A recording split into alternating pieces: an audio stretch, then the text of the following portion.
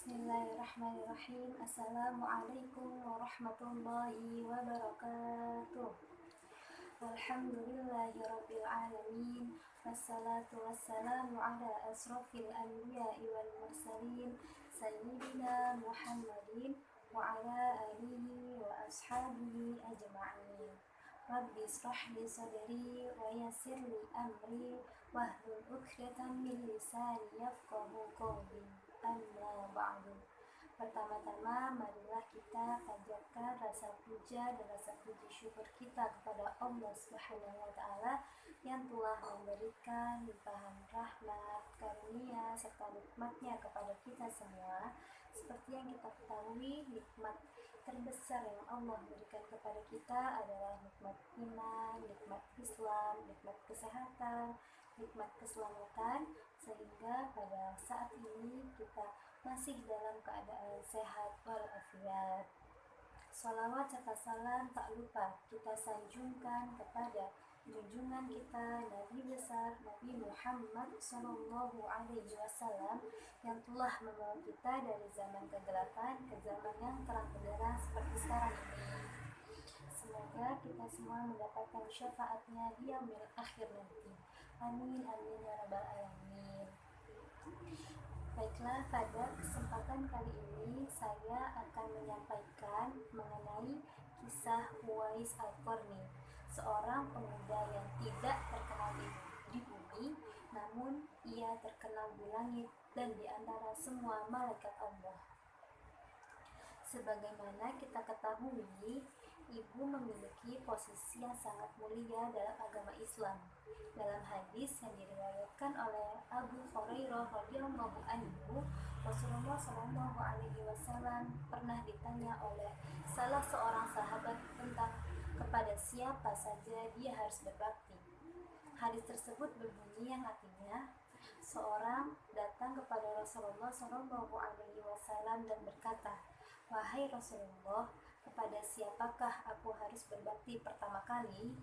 Rasulullah Shallallahu alaihi wasallam pun menjawab, "Ibumu." Dan orang tersebut kembali bertanya, "Kemudian siapa lagi ya Rasulullah?" Rasulullah Shallallahu alaihi wasallam menjawab, "Ibumu." Orang tersebut bertanya kembali, "Kemudian siapa lagi ya Rasulullah?" Beliau menjawab, "Ibumu." Orang tersebut bertanya kembali, "Kemudian siapa lagi ya Rasulullah?" Rasulullah Shallallahu alaihi wasallam pun menjawab, "Kemudian ayahmu." Hadis riwayat Bukhari. Dari hadis tersebut kita tahu bahwa kedudukan ibu sangatlah tinggi. Oleh karena itu, setiap anak diwajibkan berbakti kepadanya. Seorang anak tidak boleh membantah ibu. Jika melakukannya, maka dosa yang akan didapatkannya. Berbakti kepada ibu sudah dicontohkan oleh umat muslim terdahulu. Bahkan, orang yang berbakti kepada yang melahirkan kita tersebut berarti berbakti kepada agama dan otomatis berbakti kepada Allah Subhanahu wa taala. Salah satu pemuda soleh yang wajib dijadikan teladan bagi umat Islam adalah Uwais Al-Qarni. Uwais Al-Qarni bukan siapa-siapa. Tidak ada orang yang mengenalnya, bahkan namanya pun tak pernah dikenal. Namun, ia pernah disebut oleh Rasulullah Shallallahu alaihi wasallam sebagai pemuda yang dikagumi di langit. Dan dalam satu hadis yang diriwayatkan Imam Muslim, Rasulullah Shallallahu alaihi wasallam pernah bersabda bahwa tabi'in terbaik ialah yang bernama Uwais Al-Qarni. Lantas, siapa sebenarnya Uwais Al-Qarni itu? Uwais Al-Qarni merupakan seorang pemuda miskin yang berprofesi sebagai pengembala domba yang berasal dari pinggiran negeri Yaman. Ia terkena penyakit kulit belang-belang berwarna putih di sekujur tubuhnya, dan penyakit tersebut pun sulit untuk disembuhkan, sehingga membuat orang-orang sering mengejeknya. Awalnya, Uwais Al-Qarni bersama ibunya belum memeluk agama Islam. Namun, setelah mendengar cerita orang-orang di sekelilingnya tentang Nabi Muhammad SAW, ia bersama sang ibunya pun memutuskan untuk memeluk agama Islam. Dan suatu ketika, muncullah niat di hati Uwais Al-Qarni untuk bisa berjumpa dengan Nabi Muhammad SAW. Uwais dikenal sebagai pemuda yang sangat taat dalam beragama. Tidak hanya itu, Uwais Al-Qarni merupakan seorang pemuda yang sangat berbakti kepada sang ibunya. Ia tinggal hanya bersama ibunya yang sudah tua, sakit-sakitan, dan ibunya pun juga menderita kelumpuhan yang sangat luar biasa. Uwais sangat sayang kepada ibunya. Ia merawat ibunya dengan penuh kasih sayang dan kesabaran.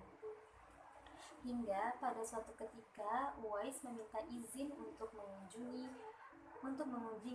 Madinah agar bisa bertemu dengan Rasulullah SAW. Sang ibu pun mengizinkan Uwais meski dengan berat hati ditinggalkan karena ia sedang sakit-sakitan. Uwais pun akhirnya berangkat ke Madinah dengan memegang pesan ibunya agar lekas kembali pulang. Sesampainya di Madinah, Rasulullah SAW pun tidak ada di sana karena pada saat itu Nabi Muhammad SAW sedang memimpin peperangan. Sehingga saat itu Uwais hanya menitipkan pesan kepada istri Nabi Muhammad SAW, yaitu Siti Aisyah radhiyallahu anha. Uwais yang teringat pesan ibunya untuk segera kembali, akhirnya ia tidak pernah berjumpa dengan Rasulullah SAW sampai akhir hayatnya. Pada suatu hari, ibu Uwais berkata, "Anakku, ibu ingin sekali menunaikan ibadah haji." Mendengar hal tersebut, Uwais pun merasa terharu dan ingin sekali rasanya mengabulkan permintaan dari ibunya tersebut. Begitu berbaktinya Uwais kepada ibunya, suatu hari ia berusaha menuruti permintaan ibunya yang lumpuh agar diantar naik haji ke Mekah.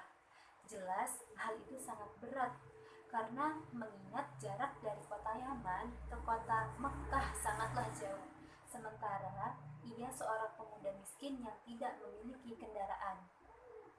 Setelah Uwais mencari jalan keluar demi mewujudkan mimpi ibunya, Uwais berniat menggendong sang ibu untuk berhaji dari kota Yaman menuju ke kota Mekah. Oleh karena itu, tubuhnya Uwais pun harus kuat. Setiap harinya, Uwais menggendong naik turun anak lembu sampai peliharaannya bertambah besar.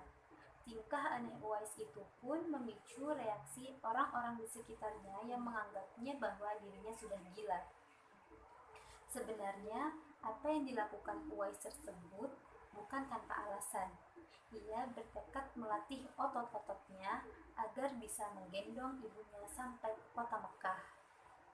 Dan benar saja, Uwais mewujudkan keinginan ibunya tercinta untuk bisa beribadah haji dengan menggendongnya dari tanah Yaman. Sesampainya di depan Ka'bah, Uwais kemudian memanjatkan doa yang ditujukan bagi ibunya. "Ya Allah, ampunilah semua dosa ibuku," pinta Uwais. Sang ibu yang keheranan kemudian bertanya, "Bagaimana dengan dosamu?" Uwais pun menjawab, "Dengan terampuninya dosa ibu, maka ibu akan masuk syurga. Cukuplah ridho dari ibu yang akan membawaku ke syurga." Atas ketulusan dan cinta kepada ibunya itulah saat itu pula Allah Subhanahu wa Ta'ala menyembuhkan penyakit kulit Uwais dan hanya menyisakan sedikit bercak di tengkuknya untuk menunjukkan bahwa dirinya adalah Uwais Al-Qarni.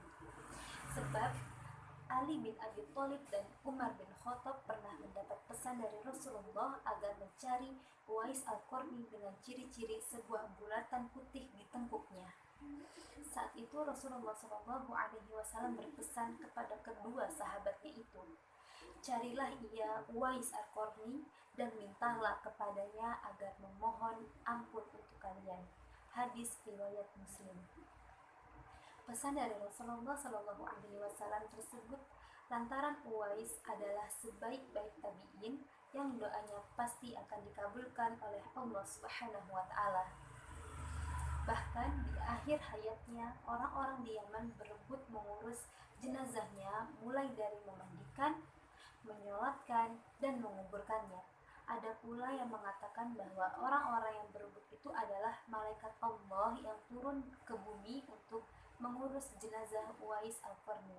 Wallahu a'lam. Semoga kita semua termasuk hamba-hambanya yang senantiasa berbakti kepada kedua orang tua kita, terlebih kepada ibu kita. Semoga kita dapat mengambil hikmah dan contoh dari kisah Uwais Al-Qarni yang sangat menyentuh hati ini. Mungkin sekian dari saya yang dapat saya sampaikan. Kurang lebihnya saya mohon maaf, mohon dibukakan pintu maaf yang sebesar-besarnya. Akhirul kalam, wabillahi taufiq wal hidayah. Wassalamualaikum warahmatullahi wabarakatuh.